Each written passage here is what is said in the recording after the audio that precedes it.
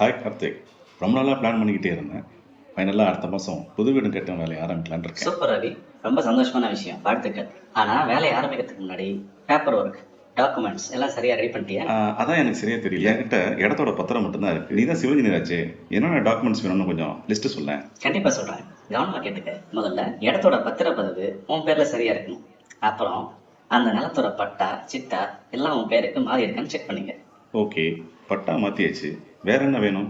அந்த நிலத்துல எந்த லோன் பாக்கியோ வேற எதுவும் வில்லங்கமோ இல்லைன்னு உறுதிப்படுத்துறதுக்கு குறைஞ்சது 15 வருஷத்துக்கான வில்லங்க சான்றிதழ், அதாவது என்கம்பர் சர்டிஃபிகேட் இருக்கணும். கூடவே தாசில்தார் ஆஃபீஸ்ல இருந்து எஃப்எம்பி ஸ்கெட்ச், அதாவது ஃபீல்ட் மெஷர்மெண்ட் புக் வாங்கணும். இதுல தான் உன் இடத்தோட சரியான அளவு, எல்லைகள் எல்லாமே இருக்கும். இதெல்லாம் லீகல் டாக்குமெண்ட்ஸ். இதெல்லாம் இப்போ ஆன்லைன்ல எடுக்கலாம். சரி, இதெல்லாம் இடத்துக்கானது. அடுத்து பில்டிங் கட்ட என்ன பர்மிஷன் வாங்கணும்? நானே ஒரு பிளான் போட்டு ஆரம்பிக்கலாமா?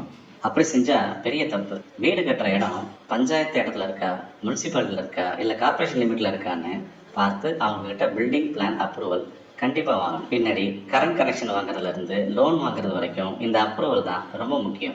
ஓஹோ, சரி கார்த்திக். இப்போ பிளான் அப்ரூவல் கிடைச்சிருச்சு, அடுத்த நாளே ஒர்க் ஆரம்பிச்சிடலாமா? அவசரப்படாத, அதுக்கு முன்னாடி டெக்னிக்கலா சில விஷயங்கள் இருக்கு. முதல்ல அந்த இடத்தோட சாயில் டெஸ்ட் ரிப்போர்ட் வேணும், அதாவது மண் பரிசோதனை. என்னது, மண் பரிசோதனையா? அது எதுக்குடா?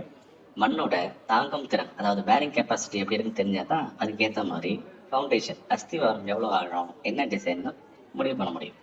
அதுக்கப்புறம் இன்ஜினியர் கிட்ட ஸ்ட்ரக்சரல் டிராயிங் வாங்கணும்.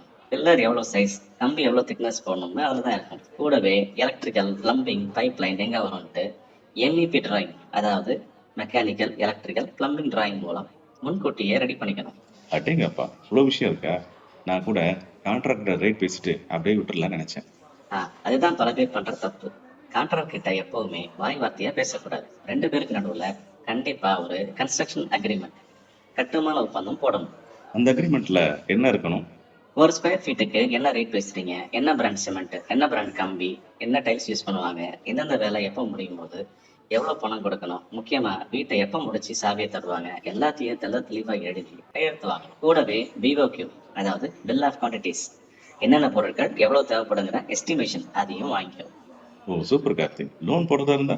நீ பேங்க் மூலமா லோன் போடுறதா இருந்தா வேலையை தொடங்குறதுக்கு முன்னாடியே பேங்க்ல உனக்கான சாங்ஷன் லெட்டர், ஒப்புதல் கடிதம் வாங்கி வச்சுக்கிறது ரொம்ப நல்லது. அப்பதான் பணத்தட்டுப்பாடு இல்லாம வேலையை ஸ்மூத்தா முடிக்க முடியும். ரொம்ப தேங்க்ஸ் கார்த்திக். வீடு கட்டுறதுல இவ்வளோ விஷயங்கள் இருப்பதான் எனக்கு தெளிவாக புரிஞ்சுது. நீ சொன்ன எல்லா டாக்குமெண்ட்ஸையும் நான் உடனே ரெடி பண்றேன். All the best Ravi. வேற எந்த சந்தேகம் இருந்தாலும் தயங்காம கேளு, நான் இருக்கேன். இந்த வீடியோ உங்களுக்கு பிடிச்சிருந்ததுன்னா மறக்காம லைக் பண்ணுங்க, சப்ஸ்கிரைப் பண்ணுங்க, உங்க ஃப்ரெண்ட்ஸுக்கும் ஷேர் பண்ணுங்க, மறக்காம கமெண்ட் பண்ணுங்க. தேங்க்யூ.